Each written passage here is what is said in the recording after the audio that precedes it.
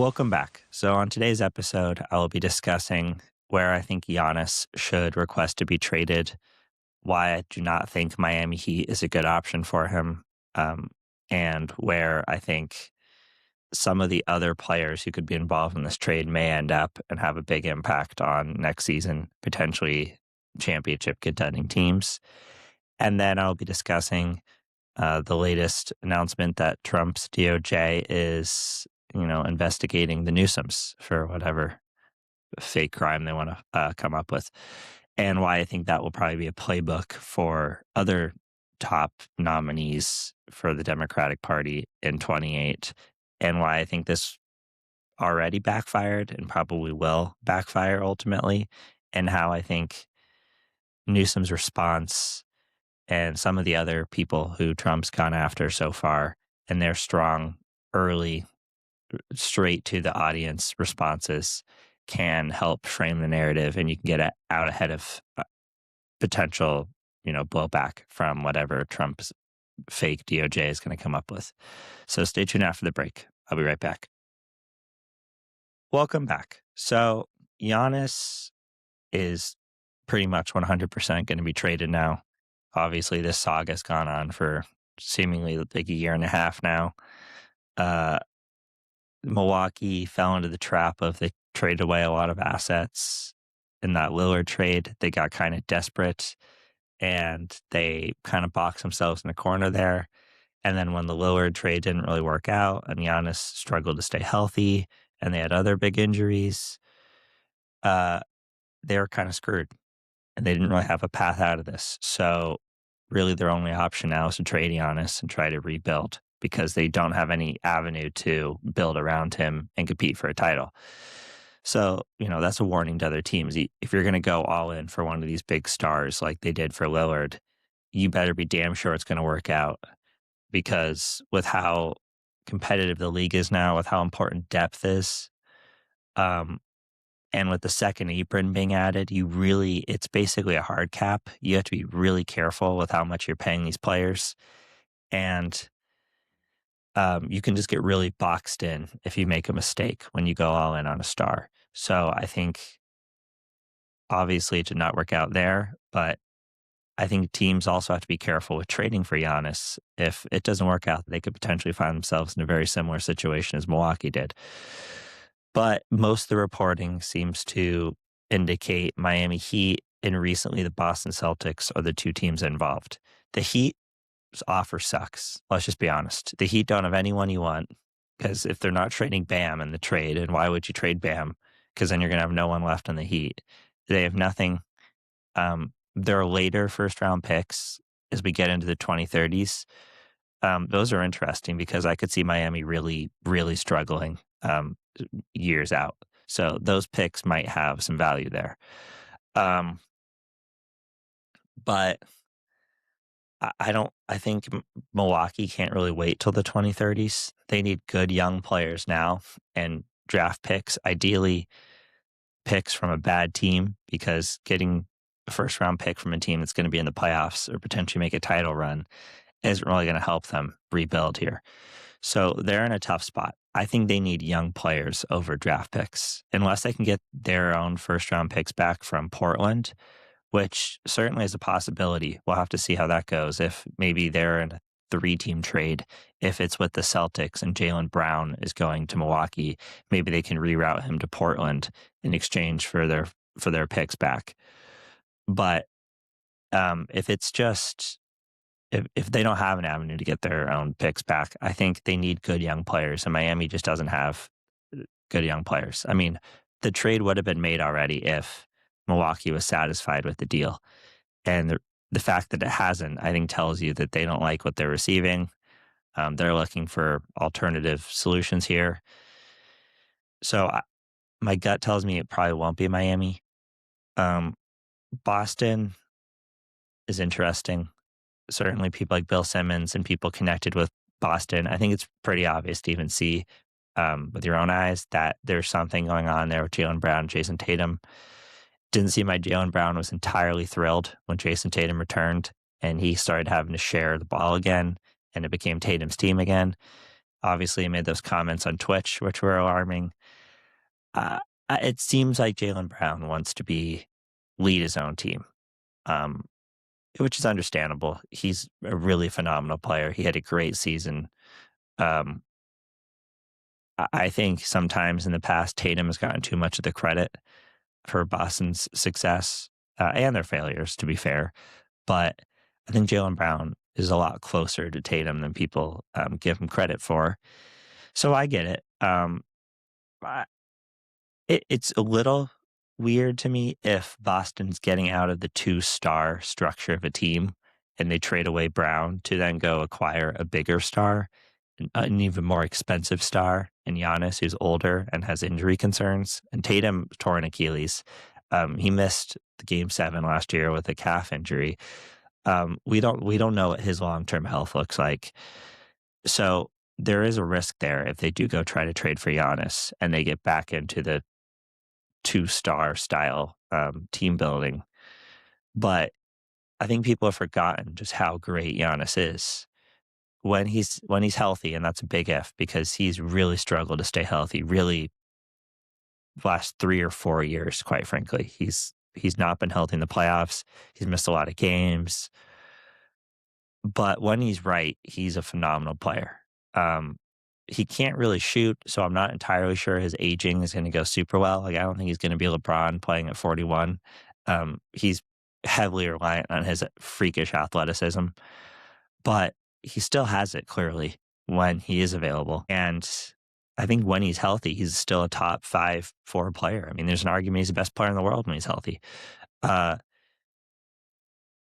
with how we're seeing Wemby and the rise of him, and I think he's only going to get better, and he's probably going to go work this summer to figure out some go-to offensive move where he can be a more reliable go-to scorer at the end of these games.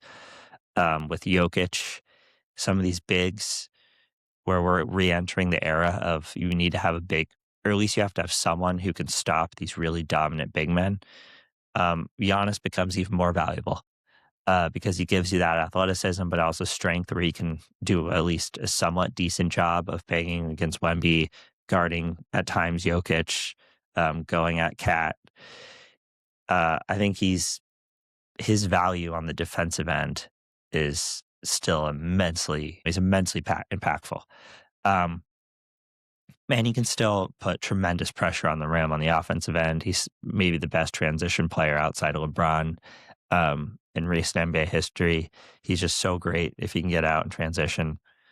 He's like one step away from the basket as soon as he crosses half court, practically. So he brings a lot of value to your team, and I think Boston is definitely a better fit for him than Miami because Miami, they're not winning. I mean, even if you keep Bam, you're still not going to have anyone around you. You're going to have to give up everyone in that trade. Milwaukee's not getting anything back that's good. I don't really see why you'd want to go to Miami. To me, you'd have a better chance of winning in Milwaukee, practically. So I don't. I think that makes zero sense for either side, quite frankly. Um, well, it makes some sense for Miami; they'll be better, but it makes no sense for Giannis or Milwaukee to want to do that deal. Boston, I get it. I don't think if you, I don't. I think you has to have Jalen Brown in that trade if you're Boston, though. Part of that would have to be you're swapping out one disgruntled star for another disgruntled star. But you're hoping the latter will, be more enthused to play in Boston. We'll see. I imagine you probably have to talk to Giannis before you make that deal to see if he wants to sign and extend in Boston. I don't think you make that deal without assurances that he's going to put pen to paper and wants to stay there long term. Um, but if you're Milwaukee, Jalen Brown is still young enough, but he's entering those late 20s. I don't think you really want to build around him. I think you're better off probably, rerouting him somewhere else. Clippers are now being mentioned as potentially, this draft is absolutely loaded.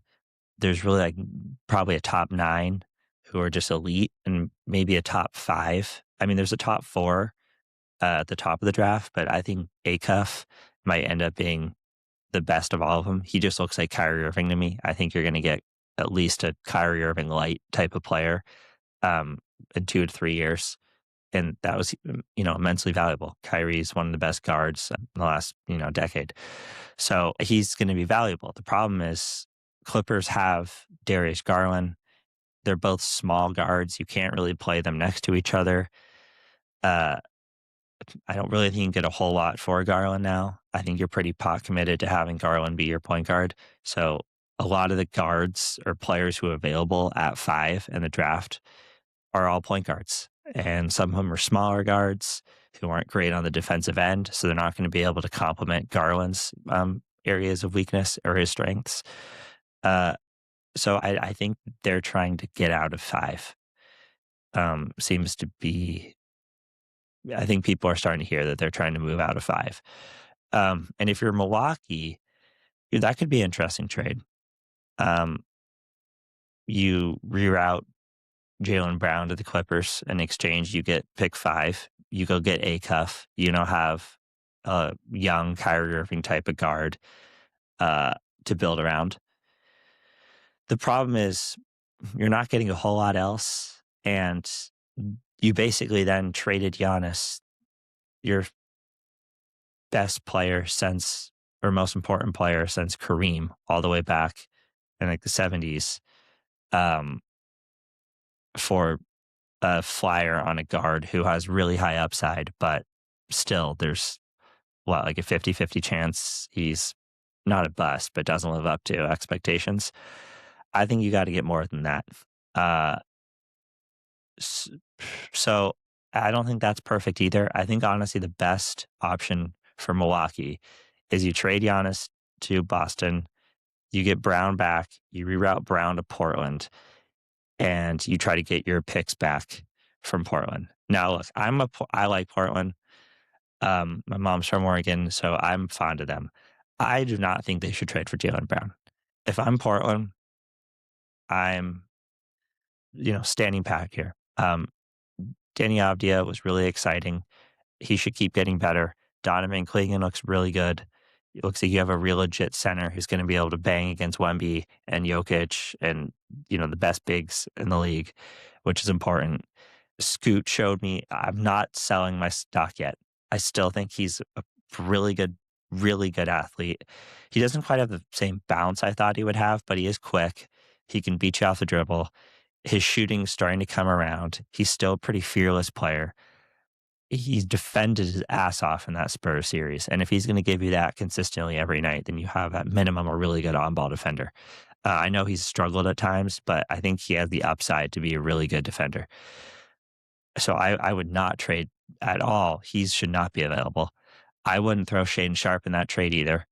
I would not. If you're going to trade for Jalen Brown, I'm sorry, you're not giving up a young player. Jeremy Grant, you can have him, you're getting picks. But you can have young Hansen or something, but I'm not giving up Shaedon Sharpe either. I think his defending is still disappointing, but he still has the upside athletically. His 3-point shot looks good. It's coming around. Before he got injured, he was having a really good year. He was shooting in the mid-30s. I think he's really competitive. I think he's wired right, where I think he's going to work his ass off and get better. I wouldn't trade him either. You have Lillard coming back. That'll be fun for the city. I don't really know how he's going to fit. I hope they don't cater around him too much. Obviously, they have that cheap owner who just won the NHL, but it doesn't seem like he understands the NBA that well. So it seems like he's lowballing coaches, and now apparently Lillard is, advising on who he wants to see as the coach. At least that's being reported. That would scare the shit out of me. I don't think he should have any say in who the coach is. It's a good story that Lillard's back, but he should not be influencing the future of this franchise. This is Denny Avdija, Scoot Henderson, Donovan Clingan. It's their team. Lillard, a good feel-good story. I think hopefully he can take Scoot Henderson under his wing and help work with him. I think Lillard should probably come off the bench, which I don't know if he'll agree to do, but that's what I would do. I'd have him just come off and be, a plug-in offensive spark for you. Is like the sixth man would be my preference of what I see Portland do, but we'll see. Then they still have guys like Kamara, who's a hell of a defender.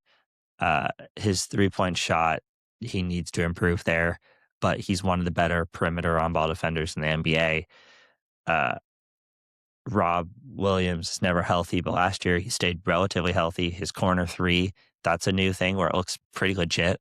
If he can be like a legit corner three-point shooter, uh, I mean, he's probably going to be pretty desired in free agency. Like I could see the Lakers going after him or someone. So we'll see if Portland brings him back, but he's really good. I think he's not quite the athlete he once was, but he's still a hell of a rebounder. For the minutes he played, I think he's one of the best rebounders. He might have been the best NBA per minute, or how many rebounds he got per minute played. He's a very good player when he's healthy. I would let it go. I mean, what, you trade for Giannis, you're still not better than San Antonio or Oklahoma City, or are you better than the Lakers? You better than Minnesota? You better than Denver? I think you're better than Houston. But I think Jalen Brown, I don't think he's taking you to, you're not getting the finals where Jalen Brown is your best player in Portland. I think you're better off building this up with your young players and seeing what you have there. There's a chance Scoot Henderson pops. There's a chance Shaden Sharp pops. We don't know what Danny Avdia's ceiling is. He could still get better. Donovan Clingan could keep improving his shot from the perimeter, and he could be an all-star. I would just let it go there, build up. And if you do make the trade, you cannot put a young player in that trade. You have to hold a firm line on you can have your picks back. Maybe we'll even throw you some other picks or maybe protected picks later down the road or pick swaps. But you're taking Jeremy Grant back, and that's it. We're not giving up some of our young studs. So I don't have a ton of faith that Portland will hold the line like that, but so maybe ultimately that is the outcome here. But I don't really think there's a great solution for where Milwaukee trades Giannis, where Giannis is going to have a good chance to compete for the title, and that makes sense for Milwaukee. Because Boston, I think, gives Giannis a chance, but I don't really think it makes a lot of sense for them to take Jalen Brown back and then build around a late 20s Jalen Brown and nothing else. And then I don't know who's going to take him or should take him that can give back a bunch of picks that will be good picks to Milwaukee, because taking back picks from a team that's going to make it deeper on the playoffs is worthless. The 25th pick in the draft for the next 3 years isn't going to get you a star. You need to pick in the top 5 and ideally in the top 2 sometimes. So I'll be interested to see how this plays out. I think they waited a little too long to make this deal. I think obviously Giannis was reluctant to have to be the bad guy, quote unquote, and come out and ask to be traded. Milwaukee obviously didn't want to have to trade him either, or at least be perceived as trading or wanting to trade him, because he's, the greatest star the city's had, brought him a championship for the first time since Kareem did. So I get it, but I do think this should be a lesson of what happens or could happen if you are reluctant to rip off the Band-Aid and aren't proactive in trying to deal with your problems and letting, years go by where you're stuck in the middle and now the trade value has decreased and he's older and he now doesn't have a lot of years left in his contract. So part of the problem with trading him is whoever's acquiring him is now going to need assurance that he's going to re-sign with you. That's one of the big lessons here. I think if you see a problem coming, you got to get out ahead of it and you got to take the big swing and just do it. There might be blowback, it might backfire, but this did not work well for anyone. Milwaukee and Giannis, I think, really suffered with the reluctance to come to the table and cover for one another and just figure out a pathway, figure out some PR spin of how to get out of this situation, because they're in a world of hurt right now. So we'll see. I do still think he's one of the best players in the league, though, as I mentioned. So the gravity of wherever he gets traded, I do think will kind of, will have an impact on who is a title contender. Because he's one of the few guys who can be the best player on a championship team, and you need one of those guys in order to win, unless you have a team just perfectly built, and you run into, if you're the Knicks and you run into a team that's too young like the Spurs, then maybe you can win it. But for the most part, you need one of those top alpha, top 4 or 5 players in the league in order to win a championship. And Giannis still is that when he's healthy. So whoever gets him will have at least a puncher's chance, especially in the East, because the East is a lot weaker than the West is. So whoever gets Giannis, especially if it's Boston, I think immediately becomes the favorite out of the East and probably will be in third in terms of title odds, behind probably only Spurs and Thunder. So we'll see. That's exciting. And as I said, by the time you see this, he may have already been traded, but I think he's going to have to move before the rest of free agency and the offseason kind of starts, because he's the big chip that everyone needs to see what's going to happen. Because people are trying to kind of keep their powder dry here before they make moves, because they want to see what the fallout is of Giannis. Because if Giannis moves, as I mentioned, Jalen Brown could be moving, but there could also be other players who are kind of a domino effect, and some other players become available because of this Giannis trade. So this is a really exciting time in the NBA. This offseason is always fun. I think this year is a pretty big offseason as well. I think LeBron will be back to the Lakers, but they're starting to hear a little Warriors buzz. There's just what Spurs decide to do with De'Aaron Fox. That'll be a story. There's just a lot of big headlines this offseason. So stay tuned. I'm excited to see how that goes. Stay tuned after the break, where I will be discussing this latest Trump DOJ investigation into Newsom. Welcome back. So if you missed it yesterday, Newsom came out and announced that the DOJ is investigating him and his wife. For what remains pretty unclear. Obviously, his former aide stole some money from, I believe, Becerra's campaign. So maybe they're going through that. I believe they just reached a plea agreement, though, and neither Newsom nor Becerra was really implicated in that. So I don't know if that's going to be the path they go. But it seems like they might be trying to go after his wife, Jennifer's nonprofits, and say that there's like a conflict of interest there. Doesn't seem to be really anything wrong, though. So I think this is pretty clearly politically motivated. But I think this is probably a preview of what Trump and the Republicans are going to do to many of the top 28 candidates, because we saw them, Trump do this, trying to blackmail Ukraine and Zelensky in the first impeachment hearings for what they tried to do with Biden, to dig up dirt on Hunter Biden. I think we'll see the same thing here. Pritzker will probably get it. AOC will probably get it. Ro Khanna will probably get it.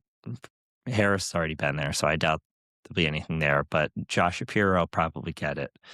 Ossoff will probably get it. All the candidates. I think your only pathway is if you're pulling like 0%, and then somehow you go to Super Tuesday and you win all the states. That might be your only chance to not get investigated. And then even if you do that, they'll investigate you right after. So I think everyone probably should be expecting some pressure from DOJ and some bullshit investigations to be coming to their door, either this year before the primary fully kicks off, or in the middle of the Democratic primary, or potentially even after we have a nominee in the general election. I think it's a pretty dumb decision, especially due to Newsom. I think clearly he's the front runner, and I think the right-wing media with Fox News, they clearly recognize he's the threat. They spend all day attacking him in California, try to smear his image. They're doing the same thing they did with Hillary. When they think they know who the nominee is going to be, or who they think is the strongest nominee, they try to get out ahead of this and, kind of smear his image. I just think it's going to backfire, especially doing it to Newsom, who is incredibly media savvy and understands the era we're in, and how telling your story and him getting out ahead of this, which was predictable, to create the narrative he wants. And we're already seeing the fundraising numbers go up. I think it was a real sign of strength that almost all of the Democrats in the House and Senate came out to support him, even some of his rivals in the Democratic Party, like Khanna, who's been one of his critics recently. I just think that was dumb. It made him far more powerful. I think it's going to help his chances of getting nominated. It's probably going to help his chance to win the presidency if he wins ultimately. I think whoever the nominee is will probably be able to beat J.D. Vance or Marco Rubio, but it'll probably only increase his name recognition. And one of the things that Trump's done, ironically, is his whole fake news attack the courts, attack the media, attack the Justice Department, saying that Biden weaponized it against him, even though that's obviously bullshit. I wish he did weaponize it more, and rather than wait and let him off the hook. People know to not trust the government now. I mean, people have always had conspiracies and stuff, but we live in an era now where Republicans have been told by Trump not to trust the media or not to trust the government. And Democrats, obviously, anyone with a brain can see that Trump is weaponizing the Justice Department to go after his political enemies, while he's making billions of dollars bribing other countries, selling chips to countries that are national security threats in order for favors for his cryptocurrencies. And he's getting $400 million planes that are costing us hundreds of millions of dollars more to try to, break down and make sure there's no listening devices in and make sure it's secured. No one on the left is going to believe this. And people on the right, some of them will care. But also, another thing that Trump's done is people no longer care if you're corrupt and or a criminal. I mean, Donald Trump was found liable of sexual assault and was nominated president. Donald Trump has lied on his taxes a million times and was elected president again. Donald Trump tried to overthrow the government on January 6th and was elected president again. To a way lesser extent, Graham Plattner clearly has some poor judgment, let's just say. In Maine, and Democrats are electing him now. I think that's out the window, especially as Newsom has taken on the I'm the fighter persona here. Who cares? I mean, even if they're going to say like, oh, that there were a couple mistakes here, and like you probably shouldn't have. I don't think there is anything there, to be honest. There's absolutely zero proof that there was any illegal activities here. I guess the worst they're going to be able to say is that there's conflict of interest, that she runs a state, a nonprofit, and anything. If that's ever in front of the state of California, he's going to be able to influence that in her direction. Maybe that's not a crime, anyways. But I guess that's the worst they can say. But that's not even true. No one cares. All anyone's going to care about on the left is that Donald Trump's attacking people and he's trying to weaponize the government against his political foes. And it's going to make him far more popular. And it's only going to further break the trust in the Justice Department and the government and further the partisan divide between Republicans and Democrats. The only nonpartisan thing now pretty much in the country is that people think the government is lying and coming after you. Which, that's not ideal, but for, just the state of the country. But also, I think this probably should be a template for anyone who is, prosecuted by the Trump administration, or persecuted more like by the Trump administration. I think the template show that you have to come out immediately and you have to tell your story and go right to the people with the facts and fight this on your turf. Because even if obviously it's a huge expense, I'm sure it's a pain in the ass. You're going to have to fight this now. You're going to have to lawyer up. You're going to need good lawyers. They're going to go through every single piece of paper that's connected to you. I mean, it sucks. And people who don't have the resources that some of these big political figures have, that's the problem here, is that it kind of chills people's freedom of speech and their willingness to speak out, lower down the pecking order of influence, because obviously the governor of California has a lot more sway and influence and resources than some random Joe sitting in, I don't know, middle of Nebraska has. Uh, so, that's a negative. But what we've learned here is if you have to go out and immediately take it to the public, you have to own it. You have to craft the narrative you want, um, and fight back.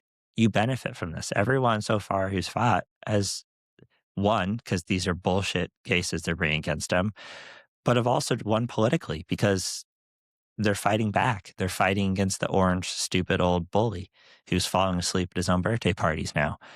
Uh, uh, you can't be passive here. You can't sit back and let them tell the story they want to tell. It's a PR battle, and you need to tell the better story than they are. It's similar to politics. In order to win an election, you have to tell a story. It's the same thing here with these horrible, prosecutions that they're going through with.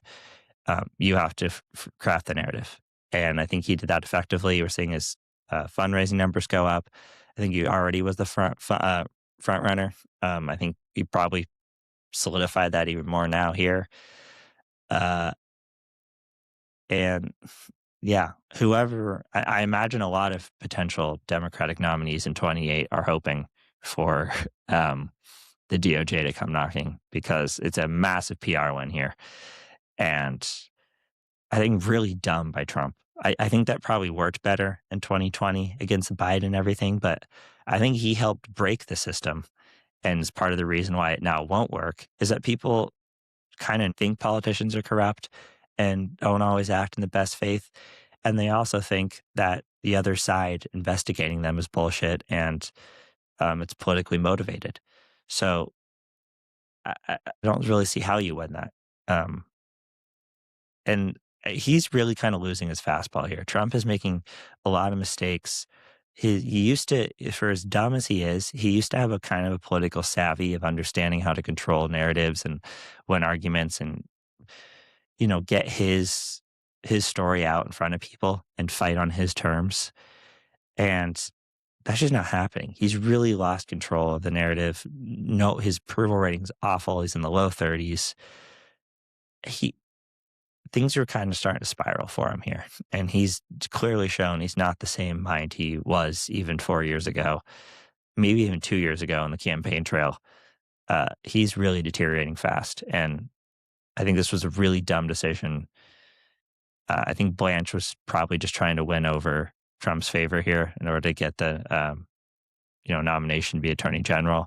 But I think this is probably going to backfire, not only making Newsom stronger, but I think also kind of craft a template for other people, other nominees down the road to use a similar strategy to fight back against Trump and benefit from this. So yeah, we'll see how this goes. But I think really bad decision by Trump. I think big win for Newsom. And yeah, stay tuned for next week's episode. And as I mentioned, Giannis could have been traded by now. A million things could have happened by the time you see this. But we'll talk next Tuesday. Thank you.